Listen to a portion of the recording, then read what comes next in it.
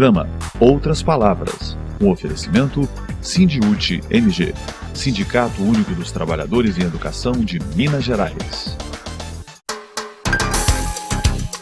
Educação em Debate. Nossa conversa hoje é com o professor de História, Antônio Roberto Lambertucci, o Toninho Lambertucci. Ele foi da direção estadual do Sindiúte a partir de 1982 e foi presidente do nosso sindicato no período de 93 e 94. E o convite é para que o Toninho conte um pouco mais da nossa história. Quando a gente conhece a nossa história, quando a gente se reconhece como sujeitos dessa história, nós temos melhor perspectiva da construção do futuro enquanto sujeitos. E essa é a nossa ideia. Toninho, agradeço pela oportunidade dessa conversa. Bem, eu que agradeço.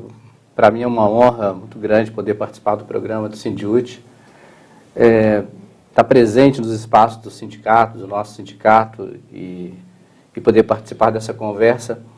Não só me faz relembrar momentos especiais da minha vida enquanto militante do Sindiúte, mas também do crescimento enquanto pessoa e profissional que eu tive durante essa passagem pelo sindicato, que muito me honrou, que muito me engrandeceu. Então, eu também agradeço muito e quero cumprimentar todos os colegas trabalhadores em educação de Minas Gerais. Bom, Toninho, para a gente começar, são aí 35 anos de luta, de história do nosso sindicato. Vamos pensar alguns momentos políticos marcantes dessa história.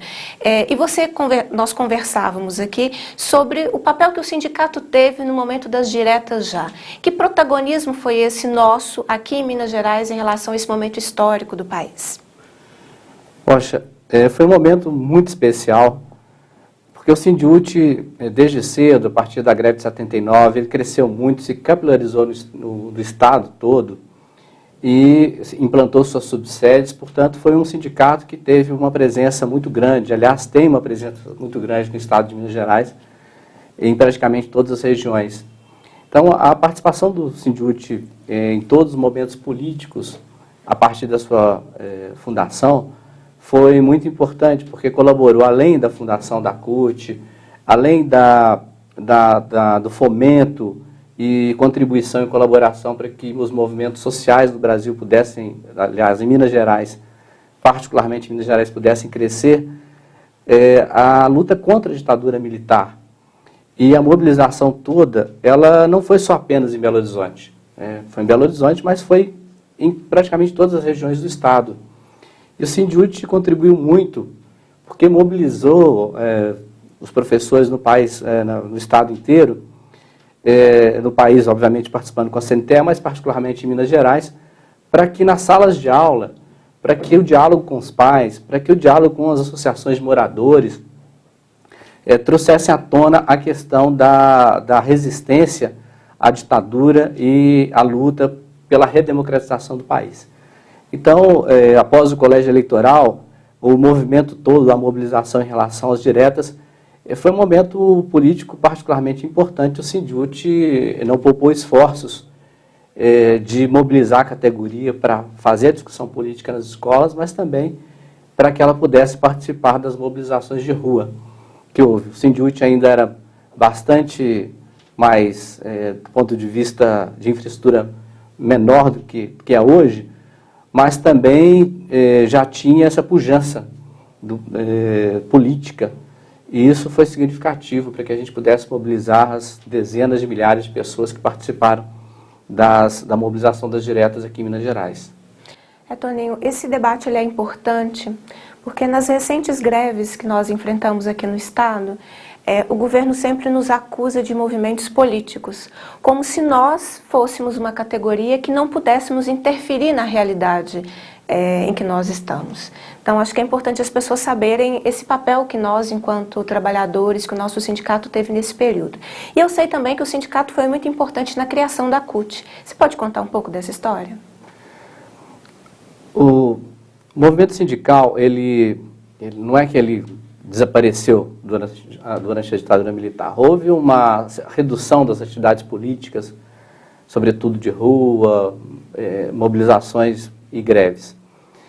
Mas a luta pela redemocratização, ela também fomentou a existência dos sindicatos E isso foi muito importante, porque num certo momento percebeu-se que a luta corporativa, a luta isolada de cada um dos sindicatos, sobretudo porque ainda prevalecia e continua prevalecendo a unicidade sindical, né, da CLT, a luta isolada, ela não assegurava que num determinado momento da história brasileira, numa conjuntura em que a política econômica era de arroxo salarial, com inflação alta e desemprego alto, que os trabalhadores pudessem ter conquistas. Ou seja, a luta isolada de cada um dos sindicatos não possibilitava uma mudança na política econômica que pudesse preservar o poder de compra e a qualidade de vida dos trabalhadores.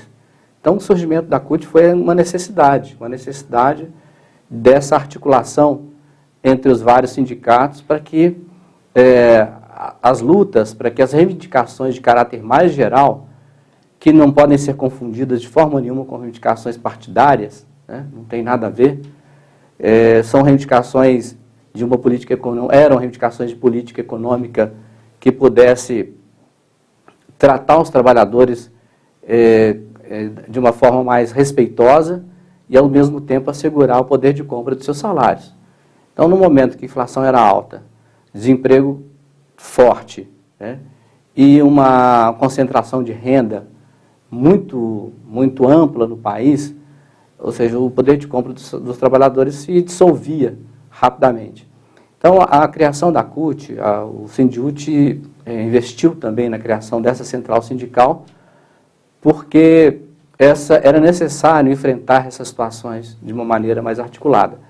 E foi bem sucedido, A CUT foi criada nacionalmente e, posteriormente, foram criadas as centrais sindicais, as CUTs estaduais, e o Sindiúti participou desde o início de sua direção, da direção aqui da CUT Minas, né? E agora tem tido diria quase a honra, né, de ter a coordenadora do Sindiúti na presidência da CUT. Na verdade, para o Sindiúti é uma grande valorização para os profissionais da educação também, poder colaborar com a CUT nesse aspecto. Então, essa contribuição, ela demonstrou que é possível e é necessário fazer uma luta por reivindicações mais específicas, de salário, de carreira, mas é necessário não perder também de vista o conjunto, da situação política nacional, porque nós não somos uma ilha, né? Nenhum grupo de trabalhadores é uma ilha, nenhuma categoria é uma ilha, e por isso mesmo a gente não pode falar em educação se a gente também não pensa que os pais dos alunos, que os alunos precisam ter condições de vida melhores para que, de fato, o desempenho e o exercício educacional do magistério, ele possa, aliado às condições que os pais oferecem aos seus filhos em casa, produzirem uma melhoria nos patamares educacionais brasileiros. Só juntando os dois esforços, esse exercício da docência, do magistério e do trabalho dos trabalhadores da educação de modo geral, dos profissionais de modo geral, com condições de vida, com uma família estruturada, com uma moradia digna, com os pais tendo renda suficiente para que possam dar o mínimo de condições de sobrevivência aos seus filhos, é que a gente, de fato, vai produzir patamares educacionais mais satisfatórios no país, que é o que o nosso povo reivindica, merece e o país precisa, para que o desenvolvimento sustentável que tem sido consolidado nos últimos anos possam se manter. Tony, agora voltando para o sindicato, né? O Sindiúti, ele tem uma organização que é pelo estado inteiro, né? A questão das nossas subsedes. Hoje são mais de 80 subsedes espalhadas por todo o estado. Você mencionou essa questão. Que importância, na sua avaliação, tem essa nossa forma de organização, que ela é descentralizada, cada subsede tem a sua própria direção, que faz a luta naquela região, que se articula com outros movimentos? Que importância tem isso desde que o sindicato foi se organizando a partir e com as subsedes? Falar do Sindiúti é sempre uma uma satisfação muito grande. Me emociona, de certa forma, falar do nosso sindicato, porque essa capilarização que o Sindiúti tem é um formato democrático que foi concebido justamente pensando em superar vícios do movimento sindical. Vícios tais como a centralização, direções que eram absolutamente elitistas no movimento sindical e descoladas da realidade das suas bases, dos trabalhadores de modo geral. O Sindiúti fez diferente. Né? Ele, primeiro, pensou na democracia. Ou seja, o sindicato precisa ser democrático. E para ser democrático, é preciso que os trabalhadores filiados ao sindicato possam participar da vida do sindicato, estejam onde estiverem. E por isso, essa conformação, através de subsedes, ela é uma forma democrática muito importante. Mas o Sindiúti, além das subsedes, o Sindiúti tem instâncias democráticas que funcionam regularmente, não funcionam periodicamente, funcionam regularmente, funcionam com legitimidade e funcionam com peso político. O seu Conselho Geral é eleito na base e funciona regularmente. As suas assembleias que o Sindiúti convoca, apesar de não serem só de afiliados, é de toda a categoria, né? Mas reflete a posição do Estado todo através do seu Conselho.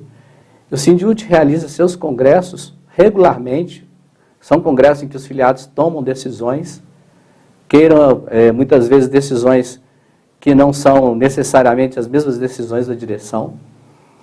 Então toda essa articulação de espaços democráticos faz do Sindiúti um dos sindicatos mais democráticos e com maior legitimidade de base que existem no país. E por isso mesmo o sindicato, que hoje tem quase 100 mil filiados, né, quase a metade da categoria afiliada, e funciona, e suas instâncias estaduais funcionam de modo geral. Não é um sindicato que a direção estadual, que baixa ordens de cima para baixo, que baixa determinações de cima para baixo, muito pelo contrário. Ou seja, todas as elaborações políticas do Sindiúti, elas vão sendo construídas pela subsede, depois no conjunto do conselho, depois nas suas conferências pedagógicas, que eu estava me esquecendo de falar, esses espaços formidáveis que o Sindiúti faz, que são conferências para debater aspectos educacionais, pedagógicos, procurando elaborar contribuições para aperfeiçoar as políticas educacionais no Brasil. Ou seja, e nós sabemos que quando há uma relação mais aberta entre o sindicato e os governantes, a administração, a tendência é que as políticas educacionais sejam ainda mais aperfeiçoadas. Continuaremos essa conversa no próximo programa.